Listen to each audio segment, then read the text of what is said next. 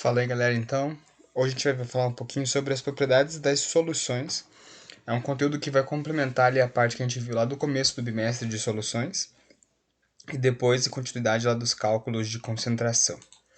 Então, olha lá. Vamos entender um pouquinho desse assunto. Então, a primeira coisa que a gente tem que entender é que as propriedades das soluções, como o próprio nome diz ali, elas dependem da concentração. Então, por isso que a gente viu primeiro os cálculos de concentração, para daí agora a gente trabalhar com a questão das propriedades que cada uma das soluções tem.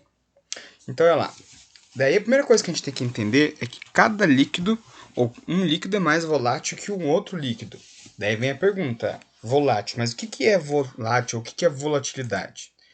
Ah, volatilidade é a facilidade que algumas substâncias têm, no caso, as nossas soluções, de liberar moléculas do estado gasoso, ou seja, é a facilidade que um material tem de entrar no estado gasoso, por exemplo, lá a acetona. Por que a gente não pode deixar a acetona aberta quando a gente vai, no caso as meninas vão tirar o esmalte da unha? Porque ela é muito volátil, ela entra fácil no estado gasoso. Então as propriedades das soluções vão estar associadas com essa questão aqui da volatilidade. Daí se a gente pegar essas duas imagens aqui, qual que é a diferença entre elas? A gente pode reparar que aqui, ó, ambas estão acontecendo a mesma coisa. A água está passando para o estado gasoso nessas duas. A diferença delas é a temperatura. Se a gente repara aqui, ó, a água está numa temperatura mais elevada do que aqui. Ou seja, as propriedades das soluções também dependem lá da nossa temperatura. Beleza? Até aí tranquilo? Show de bola. Vamos continuar então. Olha lá. Daí, a primeira coisa que a gente tem que entender, que vai estar totalmente associada com a questão da, das propriedades das soluções, é a pressão de vapor. O que é a pressão de vapor? Então, olha lá. A pressão de vapor é a pressão que os gases de um líquido vão fazer sobre o líquido em uma determinada temperatura. Tá? Detalhe importante, ó. A pressão do vapor ela não depende da quantidade de volume que eu tenho, nem do formato do gás e nem do formato do líquido. Ou seja, é uma coisa inerente, uma coisa que já existe. Cada substância tem uma pressão de vapor diferente, tá? Isso ele vai ser de cada substância. Não tem uma coisa que, por exemplo, tem uma temperatura mais elevada, vai alterar. Mas, por exemplo, o oxigênio vai ter uma pressão de vapor, nitrogênio vai ter outra, o etanol vai ter outra, cada uma tem uma específica. Então, olha lá. Olhem essa imagem aqui, ó. O que vocês conseguem observar? Que eu tenho aqui a substância no estado líquido e eu tenho as moléculas aqui no estado gasoso, tá? Observem que não está tendo o processo de aquecimento, ou seja, não preciso aquecer uma substância para que ela comece a passar as moléculas para o estado gasoso. Isso acontece em qualquer temperatura. Numa temperatura mais alta, isso acontece mais fácil. Então, olha lá. Reparem que as moléculas gasosas estão fazendo uma pressão para que as moléculas que estão no estado líquido entrem no estado gasoso. Isso é a nossa pressão de vapor. A gente vai ver que isso aqui vai ser importante para tudo que a gente vai ver sobre propriedades de soluções e propriedades coligativas, que vai ser também uma aula que a gente vai ter hoje. Olha lá. Então, reparem no seguinte. Quanto maior a pressão externa, ou seja, quanto maior a pressão que eu tenho do gás que está fora, geralmente vai estar associado com a temperatura de ebulição. Ou seja, quando eu aumento a temperatura de uma substância, maior vai ser a pressão que os gases vão fazer sobre o líquido. É por isso que daí, tendenciosamente, o material entra em ebulição, ele começa a ferver. Por quê? Porque eu tenho uma pressão externa maior. Certo? Show de bola. Ainda falando sobre pressão de vapor. Olha lá, para resumir aqui, ó. Então a pressão de vapor está totalmente, diretamente associada com o quê? Com a volatilidade. Ou seja, quanto maior a volatilidade, maior é a pressão de vapor e vice-versa. Ou seja, se eu aumento a temperatura, as moléculas vão ficar mais agitadas. Se as moléculas ficam mais agitadas, há uma maior pressão de vapor. Resumindo tudo isso que a gente viu, tá aqui nesse último itemzinho aqui, ó, galera. Então, quanto maior a volatilidade, então relembrando, quanto maior for a facilidade daquela substância entrar no estado gasoso e quanto maior a temperatura, maior vai ser a sua pressão de vapor. O contrário também vale, ou seja, se a pressão de vapor é alta, essa substância ela entra no estado gasoso mais fácil, beleza?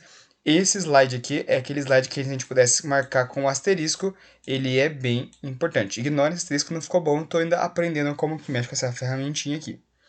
Beleza? Vamos lá. Observe esse gráfico aqui durante 10 segundos. Pensem agora com vocês, o que a gente consegue tirar de informação? Vou dar algumas coisas para ajudar na leitura de vocês. Então aqui embaixo a gente tem a temperatura e aqui a gente tem a pressão em milímetros de mercúrio. Olhem durante 10 segundos aí e imaginem o que vocês podem tirar de informação daqui. Então, olha lá, o que a gente consegue observar? A gente tem 3 substâncias, o éter, né, o éter etílico, o etanol, que é o álcool que vem de imposto, o famoso álcool 70 agora que está bastante sendo falado, e a água. Reparem que eles têm 3 curvas bem distintas, tá? O que a gente consegue reparar? Que o éter, tá, ele tem uma curva bem mais acentuada numa temperatura bem mais baixa. Esse gráfico que a gente tem aqui é um gráfico de pressão de vapor. O que a gente então consegue notar? Que, por exemplo, a 0 graus, a temperatura de vapor da água e do etanol é bem baixa, ou seja, numa temperatura de 0 graus, elas não tendem a entrar fácil no estado gasoso.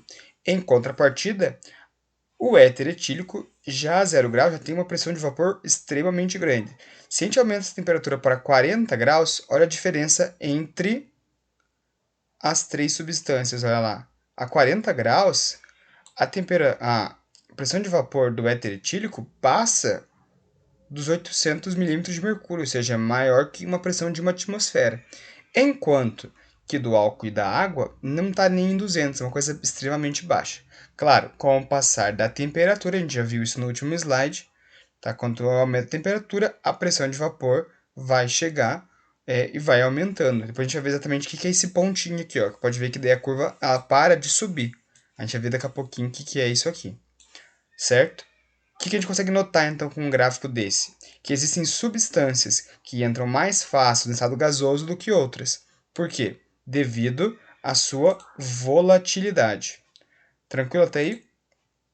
Então, beleza. Vamos lá.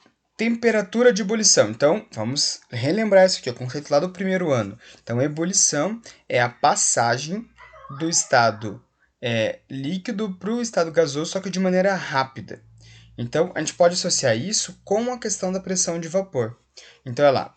Quando a pressão de vapor, lembrando lá que a pressão de vapor é a pressão que um gás faz sobre o líquido, for igual à pressão atmosférica, esse líquido vai entrar em ebulição.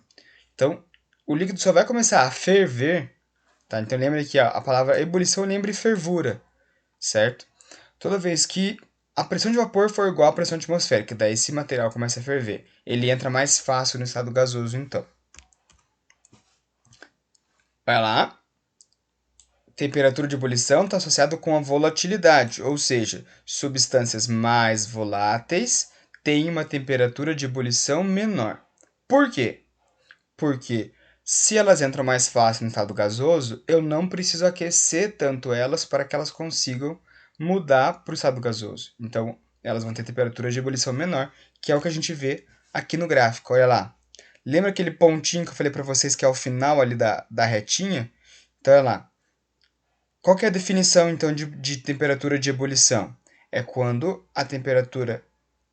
quando a pressão atmosférica for igual à pressão de vapor. A pressão atmosférica que a gente usa como padrão é a de 1 atm ou de 760 milímetros de mercúrio. Então, olha lá, quando a pressão é de 1 atm, ou seja, pressão atmosférica, esse vai ser o nosso ponto de temperatura de ebulição. Então, se a gente reparar aqui, ó, etanol, água e o éter etílico, quando a pressão de vapor for igual à pressão atmosférica, que é exatamente nesses 3 pontos aqui, eu vou ter o meu ponto de temperatura de ebulição. Então, ó, o éter etílico a praticamente 35 graus, o etanol a praticamente 78 graus e a água a 100 graus Celsius. Reparem uma coisa bem importante aqui, tá? primeiro tem que ser na pressão de 760 milímetros de mercúrio. Outra coisa que tem que ser notada aqui é aquilo que eu acabei de falar. Substâncias mais voláteis, como o éter etílico, têm temperaturas de ebulição menores. Por quê? Porque elas são voláteis, elas entram mais fácil no estado gasoso. Logo, portanto, preciso fornecer menos calor, menos temperatura para que elas entrem em estado gasoso. Isso é bem importante, é um tipo de questão de prova, questão de Enem, que pode cobrar isso de vocês aí. Falando qual que é a relação que a gente tem entre, por exemplo, a pressão de vapor e a temperatura de ebulição. Show de bola? Então, ó, outro slide bem importante é esse aqui. Questãozinha de prova, questãozinha de trabalho mais pra frente, galera. Vai lá. Continuando. Ainda sobre a temperatura de ebulição, ela é proporcional à temperatura atmosférica. Então, reparem essa questão aqui, ó. Essa imagem é bem legal porque tem uma aplicação no nosso dia a dia. Então, aqui a gente tem o exemplo da cidade de São Paulo e de Santos. Qual é a diferença? Santos está a nível do mar, ou seja, a pressão atmosférica é maior. Olha aqui, reparem a coluna de pressão atmosférica, coluna de ar, pressão maior. E aqui a pressão menor. Um exemplo que a gente pode ter de que a pressão é maior, quando a gente desce para o litoral aqui do Paraná, por exemplo, a gente sente que o nosso ouvido está entupido. Por quê? Porque nossos ossinhos ali do ouvido estão se adaptando com a pressão atmosférica, ou seja, a pressão atmosférica ao nível do mar é maior. Daí você fala, tá, e o que isso tem a ver com o nosso conteúdo? Tem tudo a ver. Se a pressão atmosférica aqui é menor, olha lá, elas são diretamente proporcionais à pressão atmosférica. O que é diretamente proporcional? À temperatura de ebulição. Se a pressão atmosférica é menor, a minha temperatura de ebulição vai ser menor. Se a minha pressão atmosférica é maior, a minha temperatura de ebulição também vai ser maior. Ou seja, se eu for aquecer alguma coisa aqui, vai aquecer numa temperatura maior do que aqui. Exemplo, eu quero, por exemplo, fritar um ovo, melhor, quero fazer um miojo na praia e quero fazer um miojo aqui na altura normal, aqui de Curitiba, por exemplo. Aonde que a água vai ferver primeiro? Se você pensou que a água vai ferver primeiro na praia, você pensou errado. Vai ferver primeiro aqui em Curitiba. Por quê? Porque a temperatura é menor, ou seja, ela começa a ferver em uma temperatura menor. Logo, ela vai ferver mais rápido, né? Vai chegar na temperatura mais rápido. No entanto, o cozimento daquela substância vai acontecer de maneira mais efetiva aonde tem uma pressão maior. Por quê? Porque a temperatura aqui é maior. Exemplo bem legal, se você for, por exemplo, querer fazer um miojo lá na Cordilheira dos Andes ou no Everest, a água vai ferver lá a 78. Eita, que desenho bonito que eu fiz aqui, ó. Era para ser 78 aqui. 78 graus Celsius. Enquanto que, por exemplo, aqui na região de Curitiba, a água ferve a 98 graus Celsius. Esquece aqui, não ficou bom. Vamos até dar uma apagadinha nisso aqui. Beleza, galera? Show de bola. Então vamos lá, continuar. Isso também a gente pode pensar então qual que é a aplicação disso no nosso dia a dia, mais evidentemente ainda, que é numa panela de pressão. Por que a gente usa a panela de pressão? Porque dentro da panela de pressão a pressão atmosférica é maior. Daí você fala, tá, e daí? Se a pressão atmosférica é maior e a temperatura de ebulição é proporcional à pressão atmosférica, quer dizer que a temperatura aqui é maior, ou seja, a água que normalmente ferve a 98, 100 graus Celsius, aqui ela vai ferver a 105, 110, 115 graus Celsius. Logo, o cozimento daquela substância acontece de maneira mais rápida e mais efetiva. Beleza? Outro bom exemplo, tá? Outro bom exemplo que pode ser cobrado em prova de vocês depois aí. Vamos lá, mudando agora um pouquinho, saindo um pouquinho dessa questão de pressão de vapor, a gente vai ver o diagrama de fases. Então, o que é o diagrama de fases, tá? É a maneira de a gente ver qual é o tipo de estado físico. Lembrando que a gente tem três: sólido, líquido e gasoso, tá? A gente pode ter os três coexistindo ao mesmo tempo em equilíbrio. Como que a gente vai conseguir enxergar isso? Tá? Através de um diagrama de fases que vai ter um gráfico mais ou menos parecido com esse aqui, ó. Sempre vai ser desse jeito aqui? Não, tá? Nem sempre. Às vezes vai ter um desenho um pouquinho maior aqui, pode ser mais apertadinho, pode ser mais aberto, não tem uma regra. Porém, a regra é sempre aqui embaixo gasoso, sempre no meio o líquido e sempre aqui na ponta o sólido. Então, sólido, líquido, gasoso. Outras coisas que a gente tem que estar bem atentos aqui são informações bem importantes. Olha lá. Essa primeira curva aqui, ó, a gente vai chamar de curva de sublimação. Por que sublimação? Porque é a passagem do sólido para o estado gasoso. Então, aqui, primeira curva, curva de sublimação. Essa agora aqui, ó, curva de fusão. Por quê? Porque é a passagem do sólido para o estado líquido. Então, curva de fusão. E, por fim, curva de ebulição, porque é a passagem do líquido para o estado gasoso. Beleza? Outra coisa importante, talvez, está aqui, ó. Ponto triplo. Tá? É a união, é a intersecção dos três pontinhos aqui. O que é isso aqui, galera? Os três pontinhos, tá? Quer dizer que, no caso, eu tenho um único ponto, que é esse ponto triplo, onde coexistem os três estados físicos, sólido, líquido e gasoso. Daí você me pergunta, então, professor, tem uma temperatura e uma pressão em que eu tenho, por exemplo, água líquida, água gasosa e água sólida ao mesmo tempo? Sim.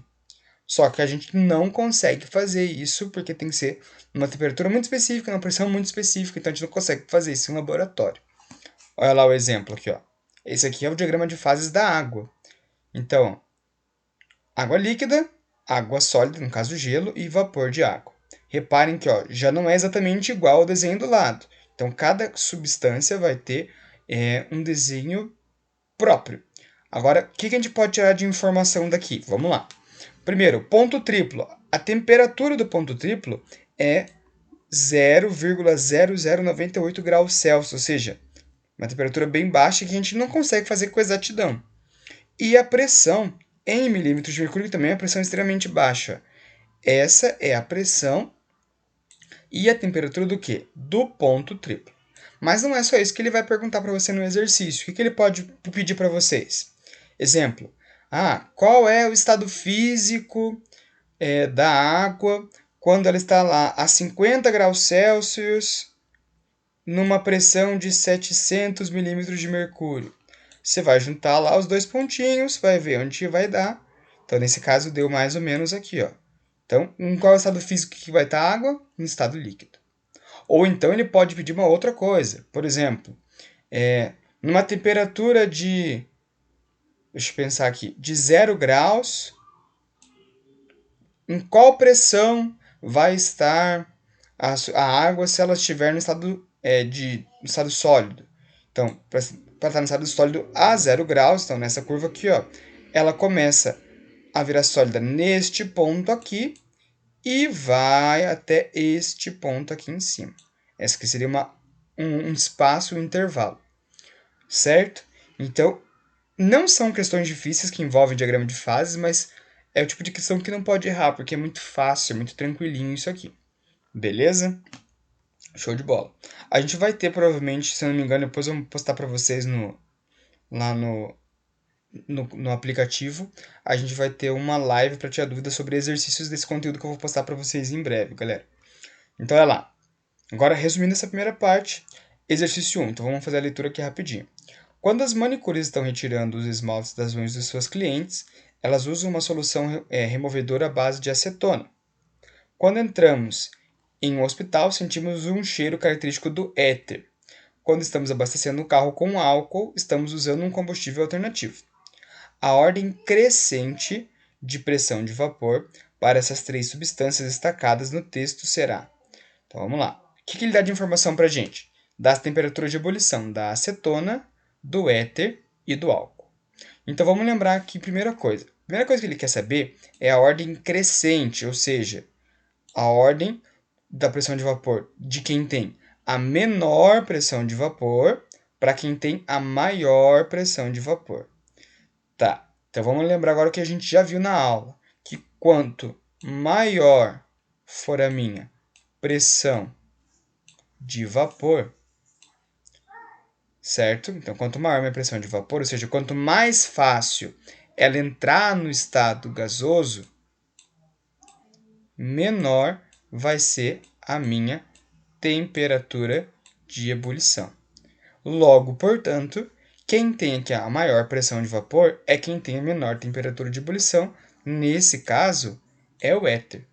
Se o éter tem a menor temperatura de ebulição, ele tem a maior pressão de vapor, correto? Então, ele vai ser o último. Ele possui a maior pressão de vapor. Se ele possui a maior pressão de vapor, eu descarto ali, ó. Letra A, posso descartar a letra B, posso descartar a letra D. Só sobra como resposta a letra C. Conferindo lá, olha lá, respostinha certa, letra C. Certo? Olha lá, uma questãozinha de diagrama de fases. Então, dado o diagrama de fases de uma determinada substância, abaixo com a pressão medida em atm e a temperatura em graus Celsius, avalie as afirmações. Vamos lá. Primeiro, na passagem do estado X para o estado Y, ocorre a vaporização. Então, vamos lá. Passagem de X para Y. Então, vamos relembrar aqui um pouquinho. Se a gente acabar de lembrar da aula, a gente vai lembrar que isso aqui, ó, estado sólido, aqui estado líquido e aqui estado gasoso. Então, vamos lá. A passagem do X para o Y, vaporização. O que é a vaporização? Vamos lembrar lá, a matéria do primeiro ano. É a passagem do estado líquido para o gasoso. Então, a primeira está falsa. Então, já descarto ela aqui, ó, no caso. Como ele quer que a gente avalie, a gente pode colocar aqui um Fzinho do lado aqui de falso. Beleza? 2. Na passagem do estado Y para o estado Z, ocorre a fusão. Então, daqui para cá, ó. Então, do líquido para o gás, ocorre a fusão? Não. Tá? De líquido para gás é a vaporização ou a ebulição. Então, também é falsa. 4. Sob uma pressão de 5 atm, então é 5 atm, e uma temperatura de 350, não, aqui tem um errinho, tá? 35 graus Celsius, a substância se encontra no estado líquido. Então, olha lá. 5 atm, 35 graus Celsius, é exatamente esse pontinho aqui que já está marcado para a gente, tá? Ela se encontra no estado líquido? Sim. Então, essa aqui é verdadeira. Se a substância for expandida isotermicamente a partir do estado X, ela poderá sofrer sublimação. A gente primeiro tem que entender o que significa isso aqui, ó. Esse aqui é o ponto-chave do exercício. Expandida isotermicamente. Então, vamos lá. Isotermicamente quer dizer que a temperatura não muda. É uma temperatura constante, isotérmica. Certo? Expandida. Então, quando eu expando alguma coisa, certo? Eu aumento o volume. Quando eu aumento o volume, eu diminuo a pressão. Então, pensa lá numa seringa. Se eu aumento o volume da seringa, ela vai ter uma menor pressão, certo? Ou se eu... Qualquer coisa que aumente o volume, tá? Eu vou ter uma pressão menor. Ou seja, o que ele está falando para a gente, então? A gente vai pegar aqui, ó, qualquer substância, então, aqui no estado X, ó, estado X. Eu vou expandir ela. Se eu vou expandir ela, eu vou diminuir a pressão. Então, eu vou diminuir a pressão, vou diminuir a pressão. Por que eu estou fazendo essa linha reta? Porque o exercício fala que tem que ser isotermicamente, ou seja, numa temperatura constante. Vamos lá. Vou expandindo. Essa substância poderá sofrer uma sublimação? Sim, poderá sofrer. Então, ela é verdadeira. E por fim, o ponto A está sobre a curva de sublimação. Verdadeiro, ó. É a passagem do sólido para o líquido, é a curva de sublimação. Então, é verdadeiro. Aqui ficou mal digitadinho, ó. Ele pede para a gente colocar a soma das respostas corretas. Então, 16 com mais 4 são 20, com mais 8 vai dar um total aqui de 28, meio deformado, mas é 28 aqui a resposta correta deste exercício. Show de bola? Beleza? Então vamos lá. Galera, então a gente finaliza essa primeira aula, que é de propriedades de soluções. Ela vai estar totalmente interligada com a aula que a gente vai ver daqui a pouquinho, que é a aula de propriedades coligativas. Beleza? Abraços, a gente tem mais uma aula daqui a pouquinho. Falou, tchau, tchau.